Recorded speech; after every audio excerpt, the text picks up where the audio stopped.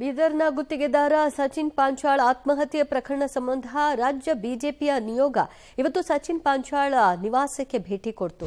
ಕುಟುಂಬಕ್ಕೆ ಸಾಂತ್ವನ ಹೇಳ್ತು. ಬಿವೈ ವಿಜಯೇಂದ್ರ ಅವರ ನೇತೃತ್ವದಲ್ಲಿ ಬಿಜೆಪಿಯ ನಿಯೋಗ ಇವತ್ತು ಕುಟುಂಬಸ್ಥರನ್ನ ಭೇಟಿ ಮಾಡಿದ್ದಾರೆ. ಭಾಲ್ಕಿ ತಾಲೂಕಿನ ಕಟ್ಟಿ ತುಂಗಾವ್ ಗ್ರಾಮದಲ್ಲಿರುವಂತಹ ಅವರ ನಿವಾಸಕ್ಕೆ ಹೋಗಿದ್ರು.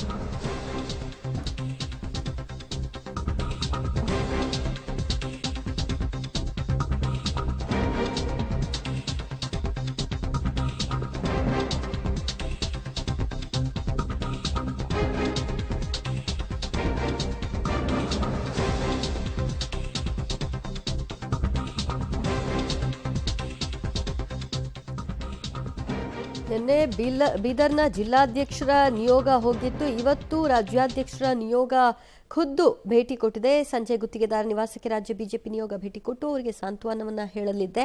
ಈಗಾಗಲೇ ಹಲವು ಕಾಂಗ್ರೆಸ್ ನಾಯಕರುಗಳು, ಈಶ್ವರ್ ಖಂಡ್ರೆ ಆದಿಯಾಗಿ ಎಲ್ಲರೂ ಕೂಡ ಭೇಟಿ ಕೊಟ್ಟರು, ಅವ್ರಿಗೆ ಸಾಂತ್ವನವನ್ನ ಹೇಳಿದ್ರು. ಮತ್ತು ಯಾರೇ ತಪ್ಪಿತಸ್ಥರಿರಲಿ ಅವರ ವಿರುದ್ಧ ಕ್ರಮ ತೆಗೆದುಕೊಳ್ತೀವಿ, ಅದರಲ್ಲಿ ಯಾವುದೇ ರೀತಿಯ ಮುಲಾಜಿಲ್ಲ ಅಂತ ಭರವಸೆಯನ್ನು ಕೊಟ್ಟಿದ್ದಾರೆ. ಜೊತೆಗೆ ಒಂದಷ್ಟು ಪರಿಹಾರವನ್ನು ಕೂಡ ಘೋಷಣೆ ಮಾಡಿದ್ದಾರೆ. ಬಟ್ ಅದು ಅವ್ರಿಗೆ ಬೇಕಾಗಿಲ್ಲ.